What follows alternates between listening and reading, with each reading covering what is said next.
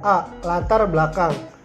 Gagal ginjal merupakan suatu keadaan klinis yang ditandai dengan penurunan fungsi ginjal yang irreversibel pada suatu derajat di mana memerlukan terapi pengganti ginjal yang tetap berupa dialisis atau transplantasi ginjal.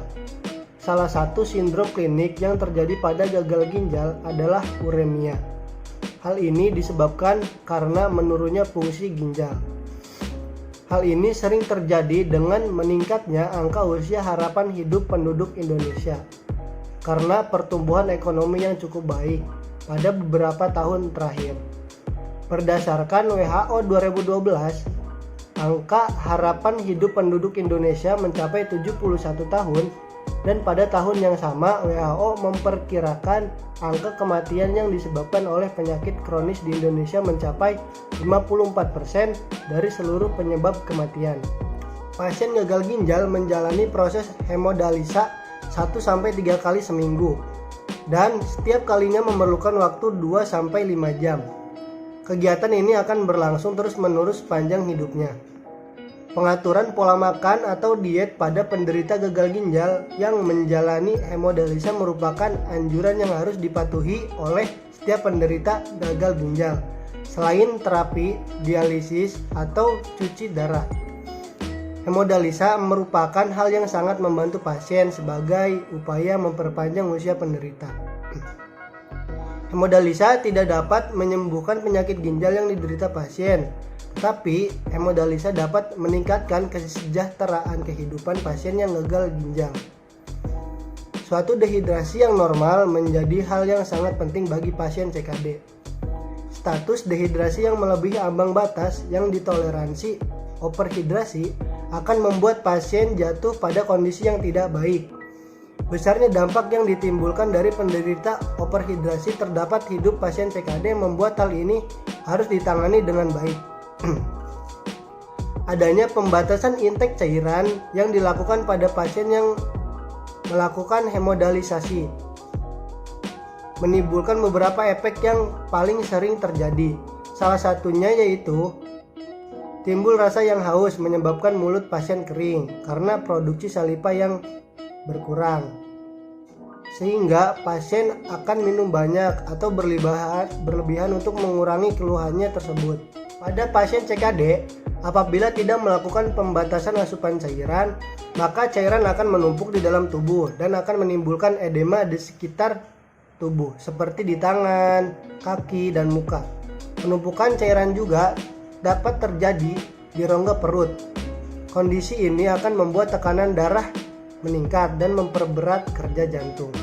Menurut Solomon 2006, cara untuk mengatasi rasa haus terhadap pasien CKD yang menjalankan program pembatasan intake cairan dengan menghidap es batu, bilas mulut dengan menggunakan obat kumur maupun air matang, dan juga mengunyah permen karet yang rendah gula. Menurut penelitian Francisca 2013, menyampaikan beberapa cara untuk mengurangi rasa haus yang dapat dilakukan oleh penderita CKD. Salah satunya adalah berkumur dengan air dingin yang dicampur dengan daun mint. Gerakan berkumur juga akan membuat otot-otot bibir, lidah, dan pipi berkontraksi. Kontraksi tersebut merangsang kelenjar saliva di mulut untuk menghasilkan saliva. Akumulasi saliva di mulut mencegah mulut dari kering dan haus karena osmoreseptor mengirimkan sinyal ke hipotalamus bahwa kebutuhan akan air terpenuhi. Berdasarkan latar belakang tersebut, dapat dirumuskan masalah yang berhubungan dengan pelaksanaan asuhan keperawatan pada pasien CKD yang menjalani hemodialisa dengan program pembatasan intake cairan. Adapun tujuan umumnya yaitu penulisan jurnal ini bertujuan untuk melakukan analisa terhadap kasus kelolaan pada pasien CKD dengan intervensi inovasi berkumur air matang dan menghisap es batu terhadap penurunan rasa haus. Adapun tujuan khususnya yaitu yang pertama mengidentifikasi kasus kelolaan pada pasien dengan diagnosa medis CKD yang sedang menjalankan hemodialisis. Yang kedua, mengidentifikasi intervensi pemberian terapi berkumur air matang terhadap penurunan rasa haus yang diterapkan pada pasien kelolaan dengan diagnosa medis CKD yang sedang menjalankan hemodialisis. Yang terakhir yaitu mengidentifikasi intervensi pemberian terapi menghisap es batu terhadap penurunan rasa haus yang diterapkan pada pasien kelolaan dengan diagnosa medis CKD yang sedang menjalankan hemodialisis. Manfaatnya yaitu diharapkan intervensi inovasi berkumur air matang dan menghisap es batu dapat diterapkan oleh pasien maupun keluarga pasien sebagai salah satu tindakan alternatif untuk mengurangi rasa haus yang sering dirasakan oleh pasien. Lahan praktik.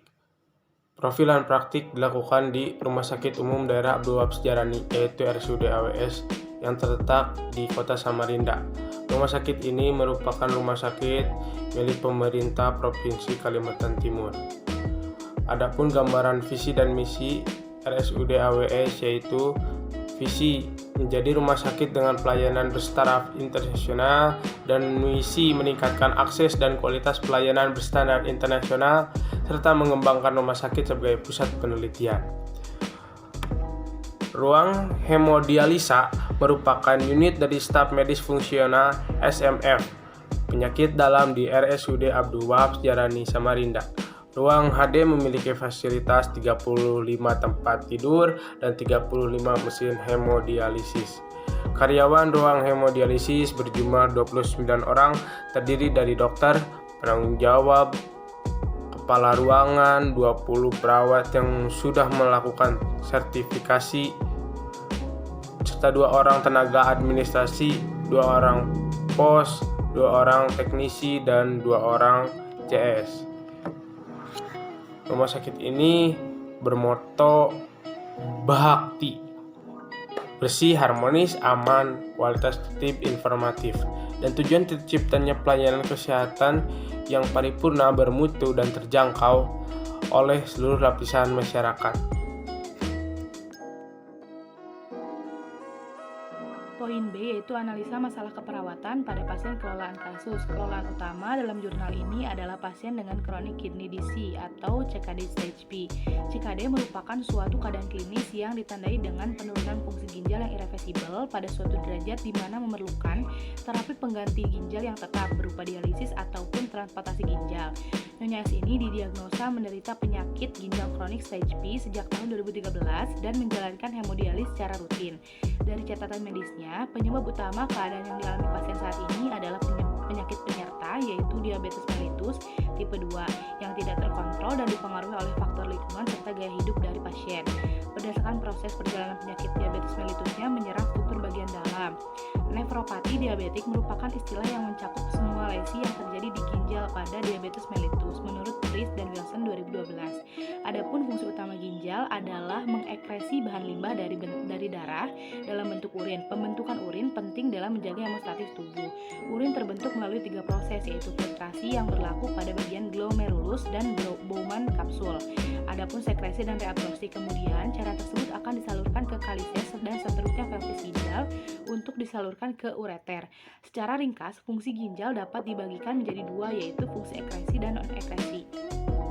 Beberapa diagnosa keperawatan yang akan dibahas pada Nyonya S adalah kelebihan volume cairan, kelebihan asupan cairan, ketidakefektifan perfusi jaringan, ada juga hipertensi, penurunan curah jantung, afterload, nyeri akut agens cedera biologis, dan ketidakefektifan manajemen kesehatan, ada juga kompleksitas regimen terapeutik. Yang pertama yaitu ada kelebihan volume cairan. Kelebihan asupan cairan dijadikan sebagai prioritas masalah yang perlu di penanganan khusus, yaitu hemodialis, di mana program pembatasan cairan sangatlah penting bagi pasien yang menjalani hemodialis. Jumlah cairan yang dikonsumsi penderita penyakit ginjal kronik harus dibatasi dan dipatuhi. Adapun parameter yang efektif agar bisa terkontrol dengan berat badan pasien itu sendiri.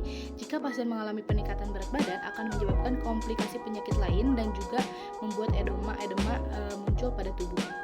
Yang kedua, ada ketidakefektifan perfusi jaringan berkaitan dengan hipertensi. Pada pasien Nyonya S didiagnosa medis kronis kidney disease atau CKD dengan penyakit penyertanya yaitu diabetes mellitus tipe 2. Tidak dipungkiri juga dengan berjalannya waktu pengobatan, selain diabetes mellitus, pasien juga bermasalah pada tekanan darahnya, di mana pasien terpengaruhi oleh faktor lingkungan, pola hidup, gaya hidup, serta faktor psikologis. Pasien hipertensi juga memiliki kaitan yang erat dengan gagal ginjal. Hipertensi yang berlangsung lama akan mengakibatkan perubahan-perubahan struktur di arteriol di seluruh tubuh dan ditandai dengan fibrosis dan juga sklerosis di dinding pembuluh darah. Salah satu organ sasaran dari keadaan ini adalah ginjal. Tentunya itu menurut PRIS 2012. Ketika terjadi tekanan darah yang tinggi, maka sebagai kompensasinya pembuluh darah akan semakin melebar. Yang ketiga, ada penurunan curah jantung yang berhubungan dengan afterload. Yang keempat, ada juga nyeri akut yang berhubungan dengan agen cedera biologis. Keadaan pasien saat ini ingin dilakukannya penusukan pada zimononya. Pasien merasakan nyeri saat ditusuk dan saat pergerakan. Pasien pun menunjukkan ekspresi meringis, menahan rasa nyeri. Munculnya nyeri pada pasien berkaitan dengan reseptor dan adanya rangsangan. Reseptor nyeri tersebut dapat memberikan respon akibat adanya stimulasi. Yang kelima, adanya ketidakefektifan manajemen kesehatan berhubungan dengan kompleksitas regimen. Dirinya terapeutik berdasarkan intervensi yang diberikan pada pasien. Diharapkan pasien lebih memahami dan mengerti akan pentingnya program pembatasan cairan yang harus ia lakukan. Nyonya S pun mampu memelihara kesehatannya dan meningkatkan kualitas hidup bagi dirinya sendiri. Analisis salah satu intervensi dengan konsep dan penelitian terkait. Hemodialisis merupakan suatu proses yang digunakan pada pasien dalam keadaan sakit akut dan memerlukan terapi dialisis jangka pendek atau pasien dengan penyakit ginjal stadium akhir yang memerlukan terapi jangka panjang atau permanen. Pasien hemodialisis harus mendapat asupan gizi yang baik, diharapkan 1-1,2 gram per kgbb per hari dengan 50% terdiri dari protein tinggi. Asupan kalium 40-70 mg per hari. Jumlah asupan cairan yang dibatasi sesuai dengan jumlah urin yang ditambahi insatiable water loss. Asupan natrium dibatasi 40-120 mg untuk mengendalikan tekanan darah. Intervensi inovasi berkumur air matang dan menghisap es batu untuk menghilangkan rasa haus dilakukan dan diobservasi 3 kali pertemuan. Intervensi yang dilakukan juga baik untuk program kesehatan. Mulut pasien CKD memiliki aroma yang khas amoniak serta bisa dilakukan secara mandiri saat di rumah. Dari hasil pengamatan secara wawancara dan observasi terhadap keluhan subjektif rasa haus pasien dan kenaikan pada antropometri pasien. Selain itu, produksi saliva harus diobservasi lebih lanjut untuk mengetahui apakah ada efeknya terhadap produksi saliva yang sedikit serta keadaan membran mukosa bibir pasien dengan inovasi berkumur air matang dan menghisap es batu. Yang pertama yaitu keadaan membran mukosa bibir. Hasil dari observasi menunjukkan adanya perubahan setelah diberikan intervensi berkumur air matang dan menghisap es batu.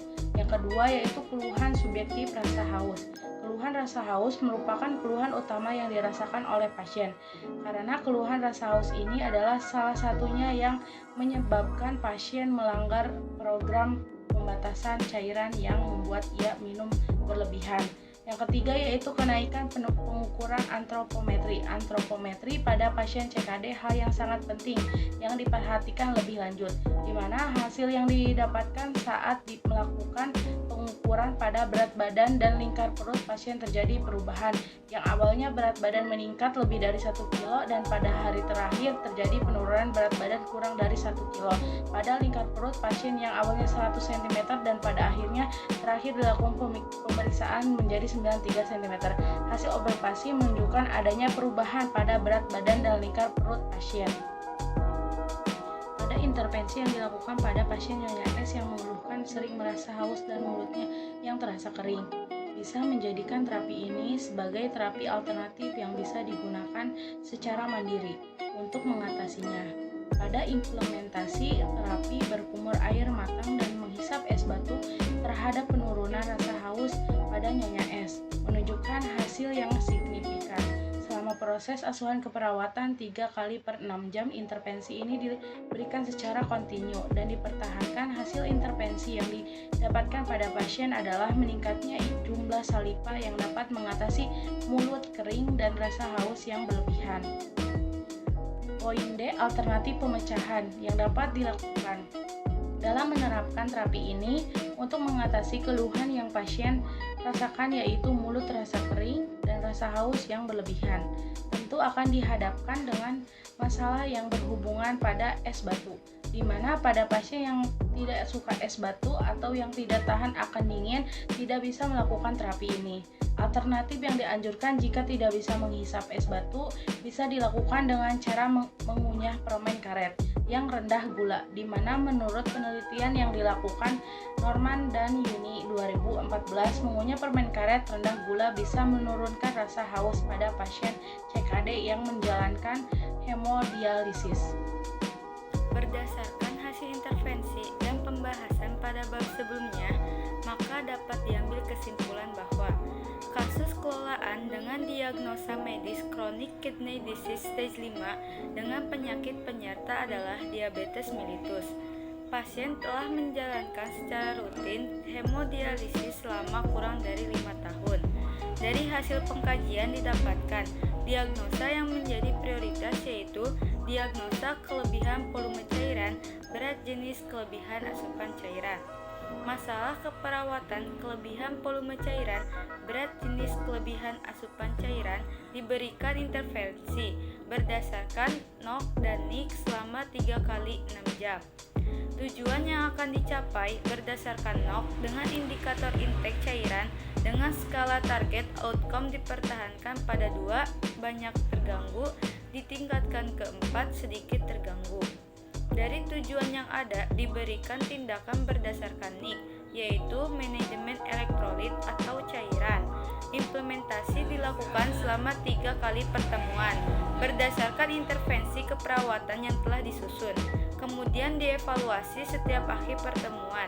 Hasil evaluasi didapatkan pada masalah kelebihan volume cairan, berat jenis kelebihan asupan cairan teratasi sebagian. Karena keluhan pada kelebihan cairan pada pasien sudah berkurang, serta pasien rutin melakukan cuci darah 2 kali seminggu, intervensi yang diberikan kepada Nyonya S adalah berkumur air matang dan menghisap es batu untuk menurunkan rasa haus yang pasien rasakan. Pertemuan kedua sampai pertemuan keempat, hasil dari observasi membran mukosa bibir terjadi perubahan yang sebelum diberikan terapi mukosa bibir pasien kering dan setelah diberikan terapi mukosa bibir pasien lembab. Pada hasil wawancara secara subjektif, pasien mengatakan ada perubahan dari awalnya mulut pasien terasa kering dan merasa haus hingga mulut terasa segar dan rasa haus berkurang. Pada hasil pengukuran atrofometri yang dilakukan, yaitu BB dan lingkar perut pasien terjadi perubahan. Yang awalnya BB meningkat lebih dari 4 kg dan pada akhir terjadi penurunan BB kurang dari 1 kg. Pada lingkar perut pasien yang awalnya 100 cm dan pada hari terakhir dilakukan pemeriksaan menjadi 93 cm.